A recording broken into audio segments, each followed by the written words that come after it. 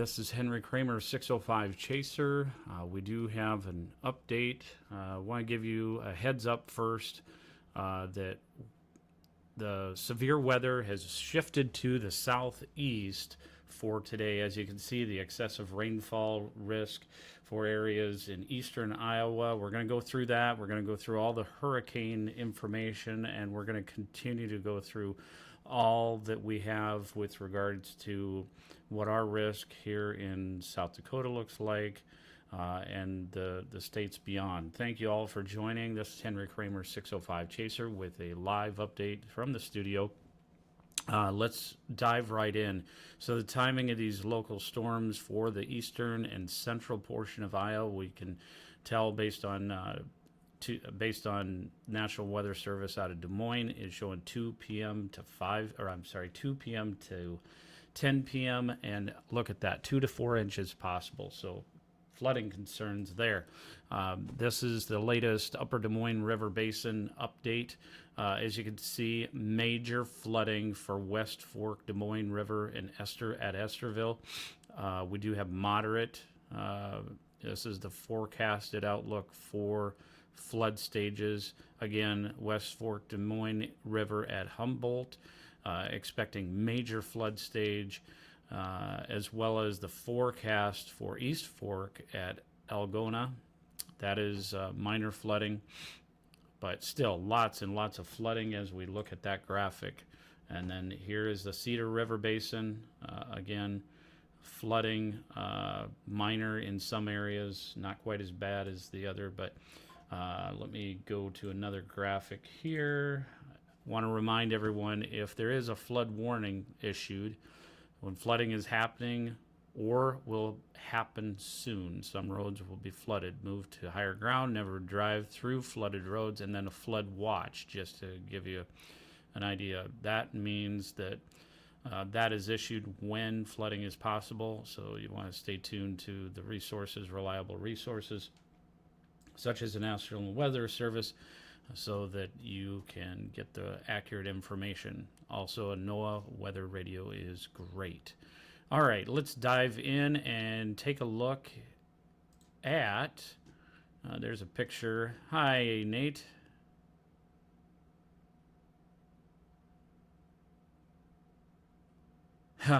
Yes, he did not miss much. Hey, Nate, come here, buddy.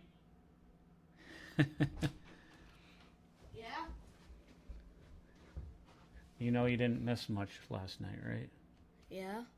Well, Where was this? your buddy wanted to let you know. Where was that at?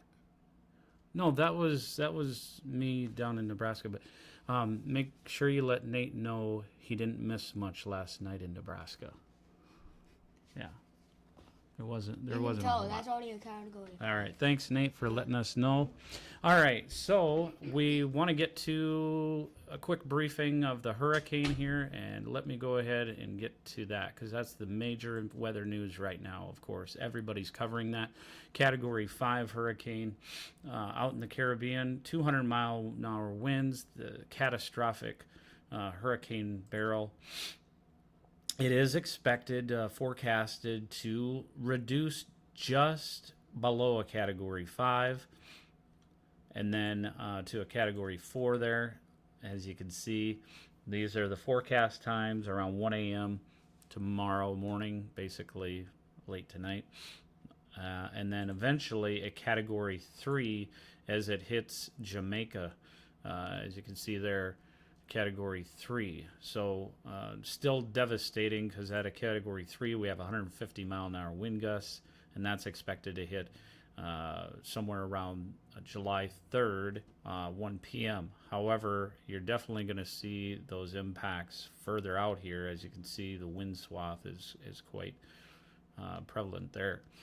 Eventually, after it hits that landfall, it does start to decrease in intensity, and then we do have the max gusts 130 miles an hour. That's around 1 a.m. on the 4th. Let's go ahead and turn on our hurricane hunters and see if we can get that information here available. Be one moment.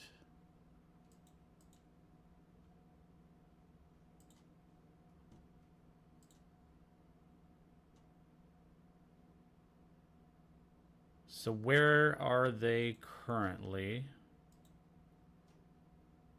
So as you can see on the track here, those hurricane hunters, this is this whole graphic here.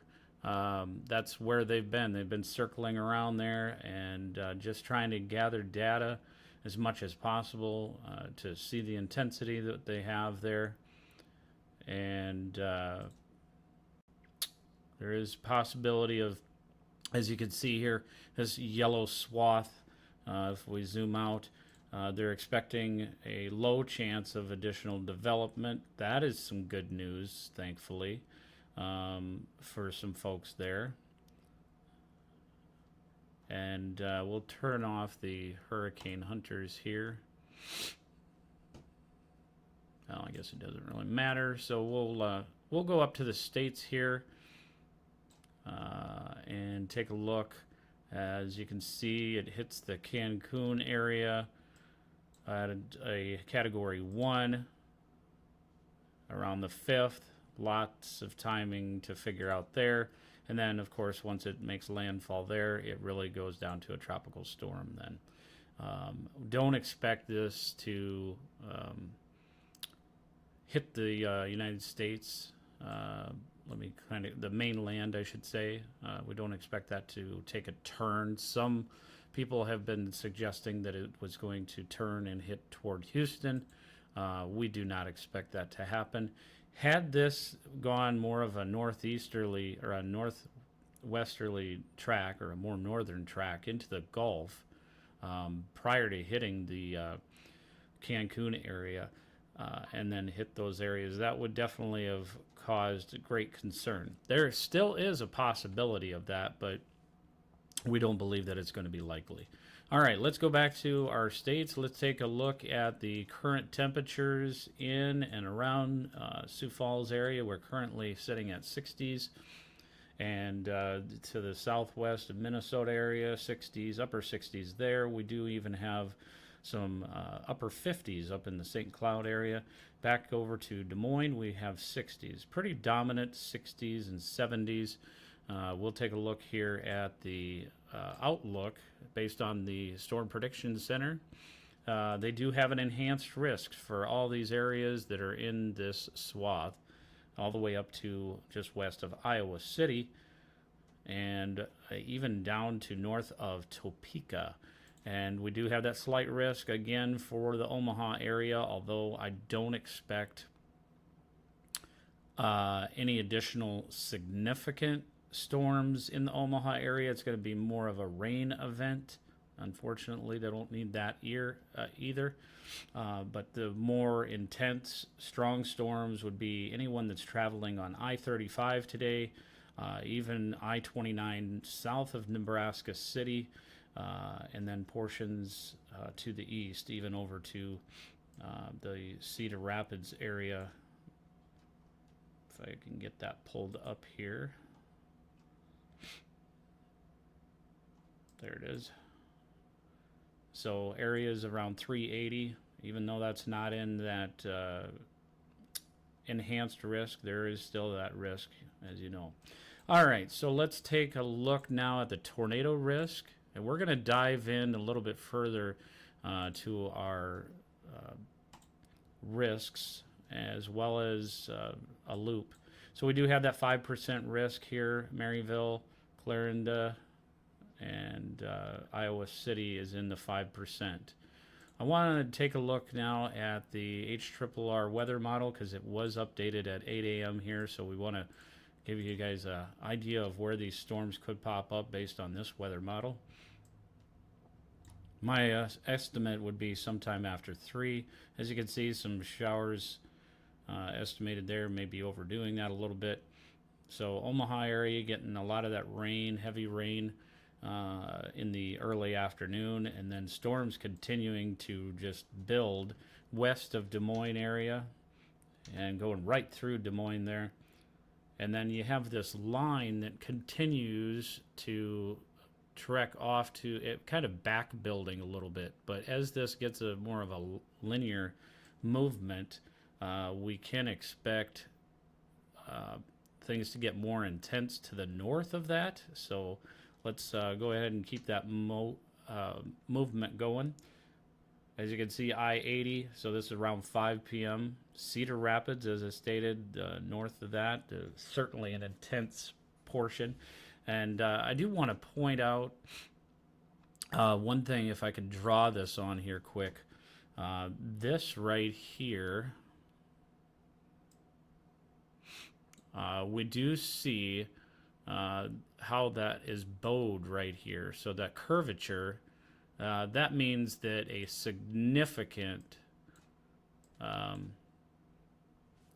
it's the back winds on the back end of that storm front that is pushing and pushing that further. So those are going to be indicating some very, very strong winds. I would say they would probably have even some areas in this part up by the east of Waterloo and moving towards Cedar Rapids there, obviously, that would probably end up having a tornado warning later afternoon, early evening area, because this typically means that, you know, radar indicated tornadoes.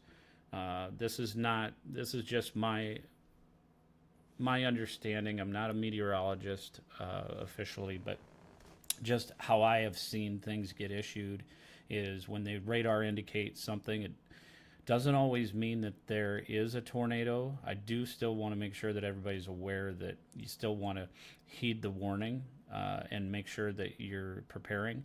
But when they do have this bow echo going here, that typically means that it's going to be radar indicated and it could trigger a tornado warning, but not necessarily mean that there's a tornado on the ground. The reason for that triggering a radar indicated tornado is because those wind measurements can be in excess of 90 miles per hour.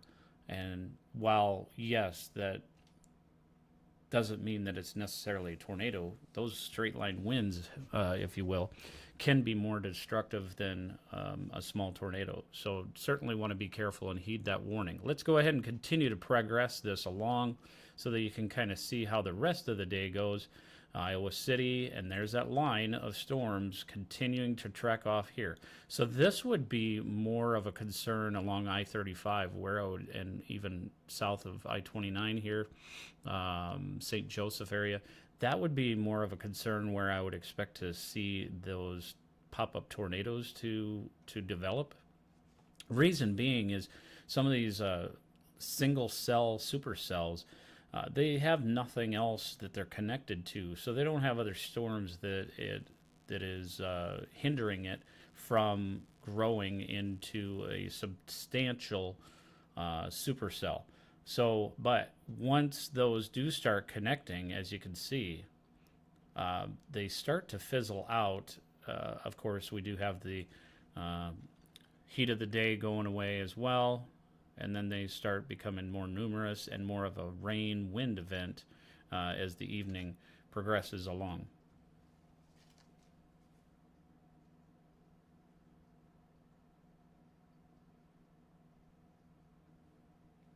I apologize, my son is watching something and I need to get him to stop something. I got to take my hearing aid out. That's part of old age, I guess. All right, so the next thing that I wanted to show you is where we're rolling with the wind threat. As you can see, a significant area right here. This is all that wind threat. And if we go up to Ames, Iowa area, and Waterloo, Dubuque, that's a less of a risk. There is still a 15% risk. So that would be a 2 out of 4 risk. And a 3 out of 4 risk, very moderate risk of the hail. Or I apologize, the wind. And then I would imagine that would be where the hail is as well, very similar. Yep, 30% significant, what Reed Timmer would call gorilla hail possible. I'm sure he'll be chasing in this area here if any of you are familiar with the infamous Reed Timmer. So let's go ahead and take a look now at, what we're expecting based on a long range model. Let me shut these off for now.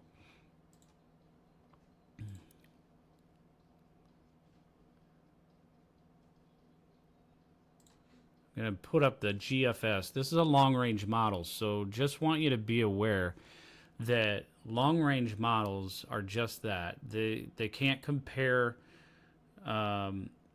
multiple models together, so this is highly controversial GFS model because of the fact that it's going out so far. So this is in no way, shape, or form a definite that this is where we can anticipate things, but just for sake of long term, do want to kind of show you where that precipitation in the United States could end up falling.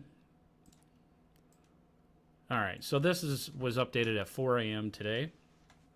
And as you can see, it has a little bit harder of a time picking up things, but nonetheless, certainly Iowa getting hammered, as well as Wisconsin area to later today. And then as we progress along, let me zoom this out, give you a big visual here.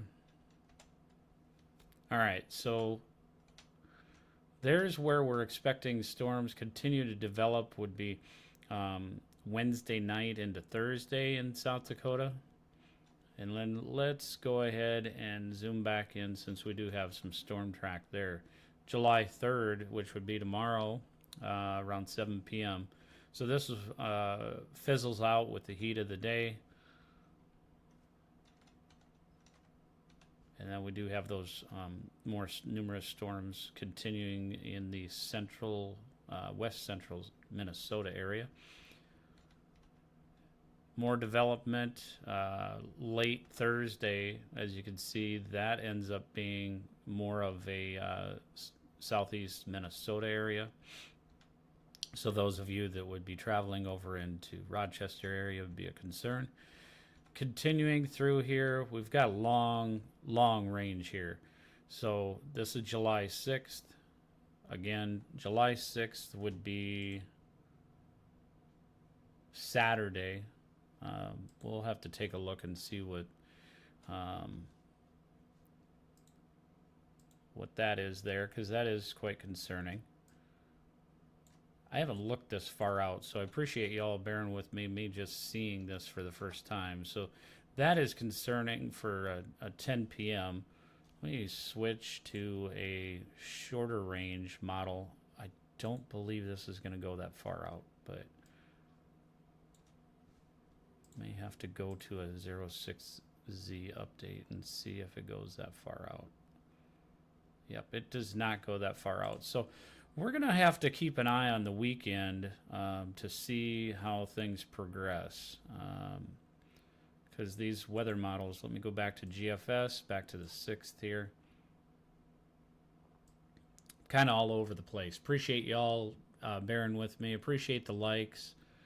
As we progress along here through the 6th, 7th, you can see continued stormy pattern, but really not as significant as it has been. And I wanted to kind of show you this so that you can get a good idea of, are we going to finally get some drier air? That's the big question, especially for areas that have been hard hit with the flooding. Well, for that, we are going to switch over. Let me shut these temperatures off for graphic purposes. And then I'm going to give you a rainfall outlook for day 1. As you can tell, much excessive rainfall, slight risk there. Day 2 continues to push off to the south. As you can see, Topeka area, slight risk. Jefferson City, Springfield, Missouri, and St. Louis. And then as we go to day 3, which would be, so day 1 would be today, day 2 would be tomorrow, and day 3 would be, of course, Thursday. Goodness. So there's an excessive outlook for Thursday. Let me go ahead and put that GFS back on and see if that matches up with the GFS model. Thursday. Actually, Thursday will be allowed to go to that here. Not ready there. And go to this one. It would be the 4th. Yeah, that does a pretty good job of picking up on that excessive rain there. So the slight risk will be of excessive rainfall would be indicating long periods of slow moving system there. So it'll stay over those same areas for quite some period of time. All right, let's take that off and let's go to the overall outlook. Apologize, went to the wrong one here. We don't want to jump into day 4, day 5. Those are just very difficult to show accurate enough. Let's take a look at the temperature over the next 6 to 10 days based on the Climate Prediction Center. Oh, look at that. Some equal chances of normal temperatures over the next 6 to 10 days. And then we do have slightly above, so 33% chance of temperatures being above normal there. They are just going to get scorched out in the western half of the U.S. and even scorched down here. Expect some excessive heat warnings to continue down in Florida area and up in New York. Unprecedented heat. And then if we take a look at the precip for the 6 to 10 day outlook, whoops, wrong one. As you can see, the 6 to 10 day outlook, finally some relief, 33% chance of precipitation being below normal, 6 to 10 day outlook. What does a 6 to 10 day outlook cover? Whoops, wrong one.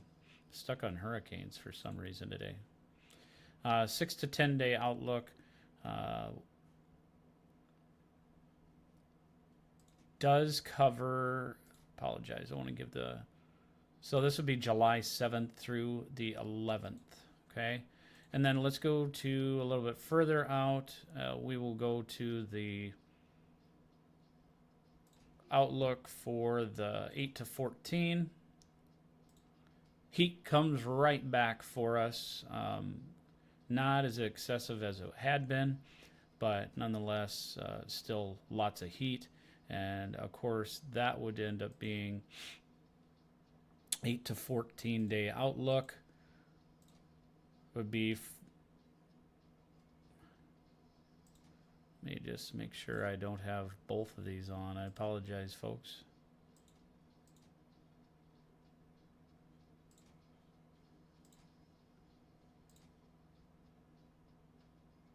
All right, must have the discussion for, okay. So the discussion is for everything. So 8 to 14 day outlook would be July 9th through the 15th. All right. And then the precip, let's take a look at that for the 8 to 14 day outlook. Drier, more of the moisture down to our south. So that's great. All right. Appreciate everyone joining on YouTube. Those that have not subscribed to our YouTube channel, please go ahead and do so. Whenever we're able to, just a broadcasting note, whenever we're able to go live on Storm Chasing, we primarily try to go on YouTube, but we're still trying to gain enough subscribers so that we can go live for Storm Chasing on YouTube primarily instead of both Facebook and YouTube, because of the fact that it gets very high bit rates, and we're such a small little pin drop in the storm chasing community that it gets very difficult.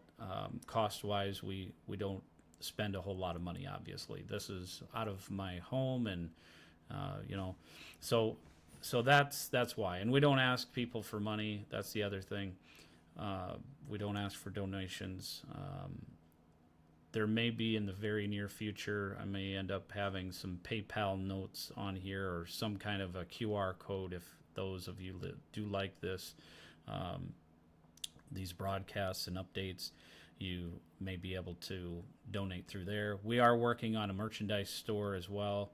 Lots of things in the work, but I'm a dad of two, a beautiful wife, and so it makes it very difficult to spend all my time. Plus, I have a job that I work tirelessly at that I get paid for, so it makes it difficult. So I appreciate all of you sticking with us. Sorry, got on my soapbox there. Let's go ahead and take a look at. So I'm gonna show you guys here.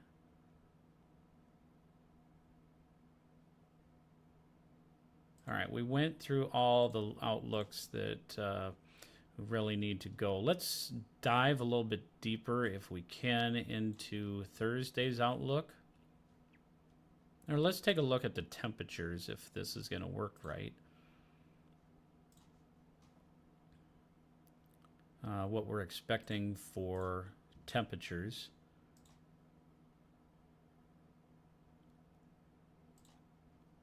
It may not pull the temperature graphic along with the actual temperatures in here. It may take a little while. If we dive in here, see if it's going to let us see that. It may take a little bit to load. We can go this route here. All right, so this is a look at the temperatures based on the HRRR weather model. That did just go through a 9 a.m. update, so not quite fully loaded. So I'll go back to 8 a.m. update. Still loading. There we go. Goodness, it just takes forever. So as you can see, this is picking up on some. Go ahead, push that. There we go. Picking up on some heat. Certainly some heat there. As you can see, some 80s by 5 p.m. today, according to this weather model.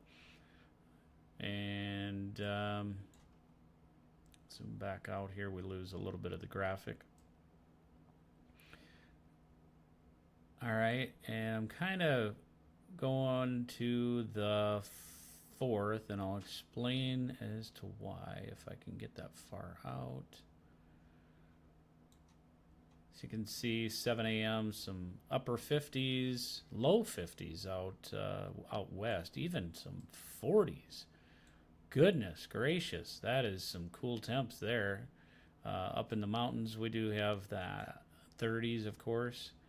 But as you can see, an overall graphic, some temperatures, pretty significant high temperatures down south in Oklahoma and whatnot.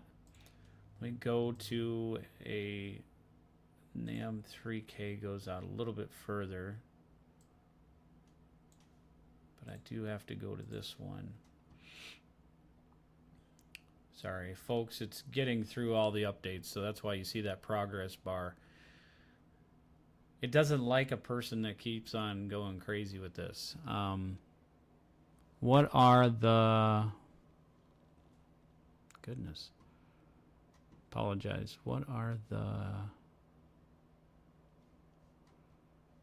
Sorry, folks. That graphic is a little bit hard to see, so I'm going to...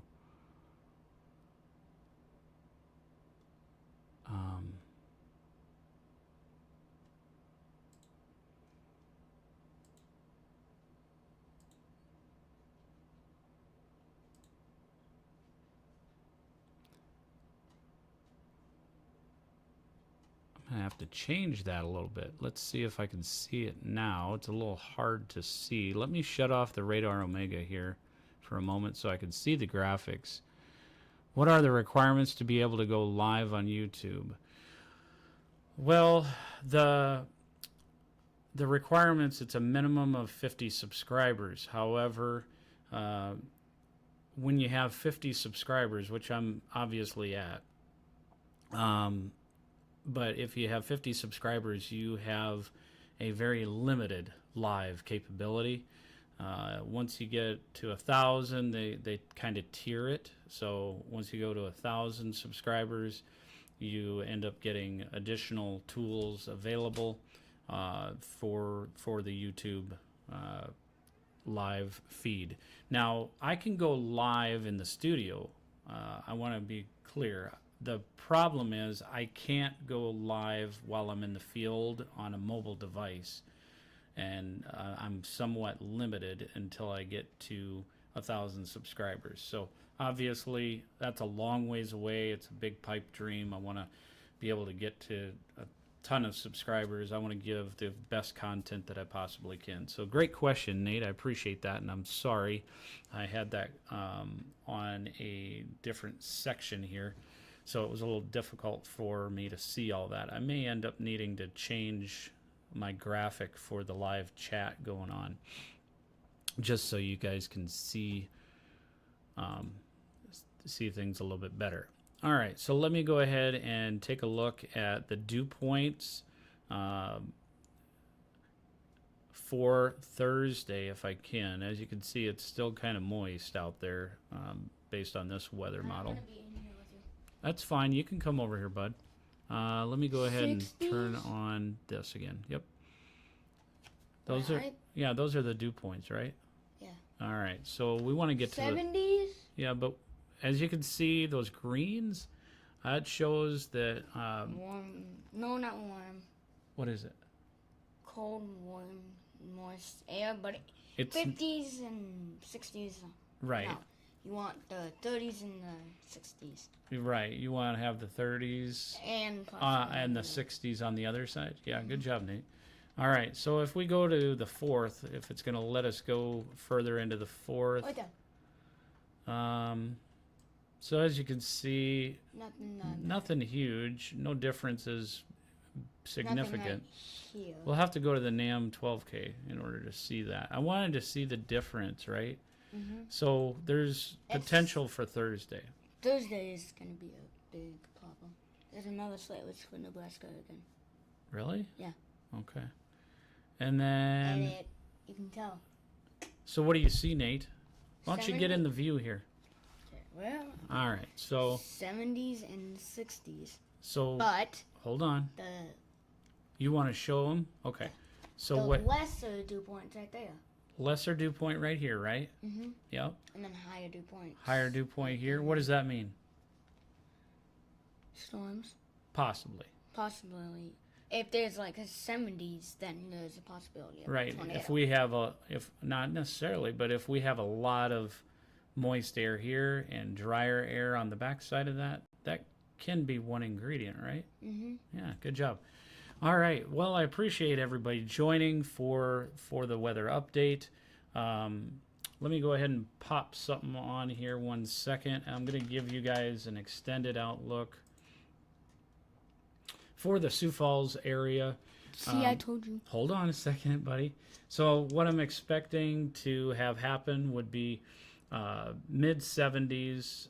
We are going to see the temperatures rise tomorrow into the mid 80s. Yes. And then which those is good. storms on the 4th. Yeah. So those that are doing Wait, Thursday is the 4th of No. July. Thursday is.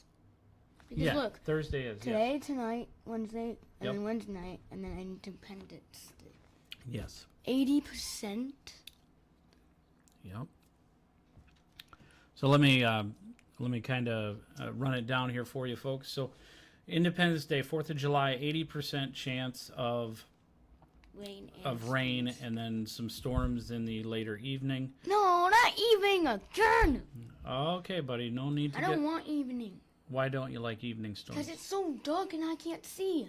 Yeah, that makes it difficult, doesn't it? That's why. Okay, you're right in the mic, buddy. You might scream somebody out. How we're expecting things to go here for for the 4th of July would be light showers, but heavier showers after 11 a.m. and then gets lighter showers after 8 p.m. So the lighter showers would be after 8 p.m. for Sioux Falls area. And if we go to Thursday,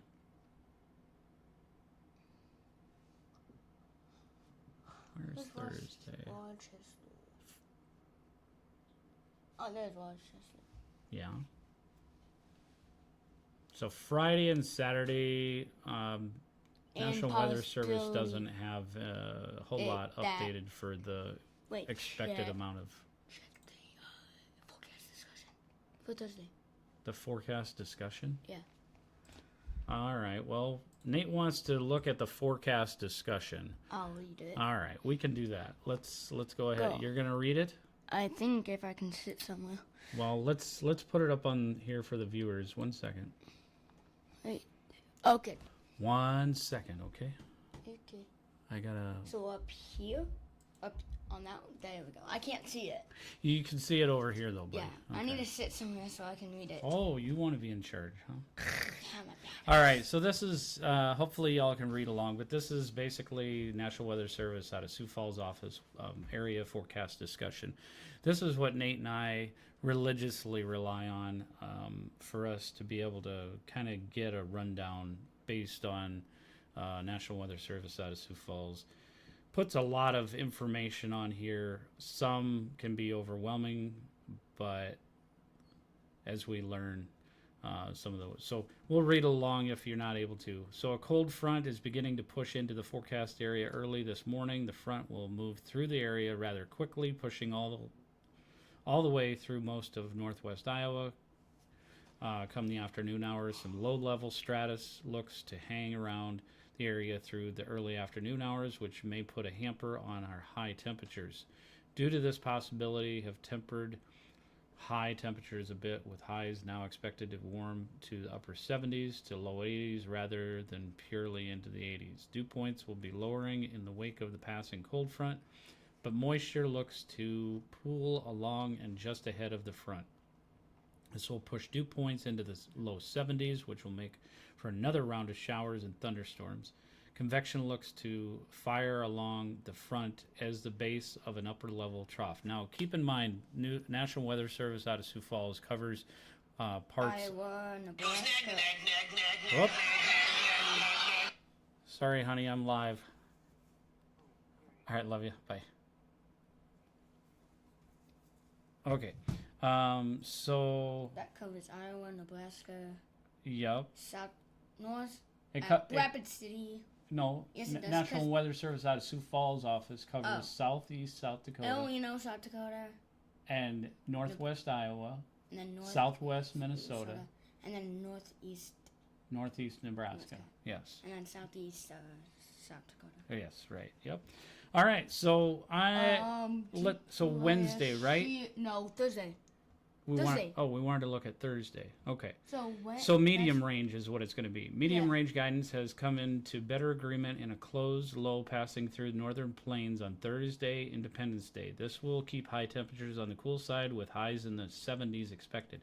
Thermal profiles will be on the order of moist, neutral, and with enough saturation to support scattered showers across the area. Thunderstorms are also possible as the cooling from the low will steepen mid-level lapse rates enough to generate some instability. However, with the upper low overhead, cold air funnels may be possible. cold air funnels. Hold on. Do you want to explain what cold air funnels are to the viewers? Do you remember what it is? I forgot again. Why don't we go ahead and put this up here? Let's go to our definition.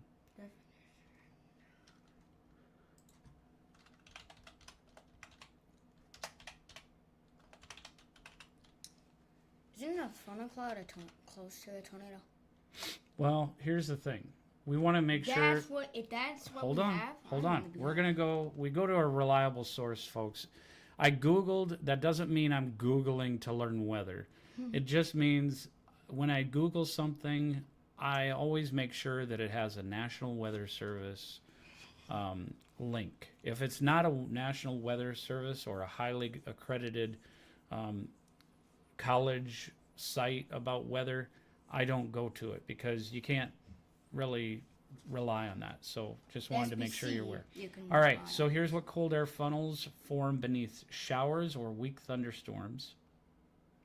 When the air aloft is especially cold, the funnels are most common in the fall and spring when the sun is able to heat up the lower levels of the atmosphere, causing convection to bubble up and form showers. But temperatures are around 15,000 to 20,000 feet above the ground are quite cold.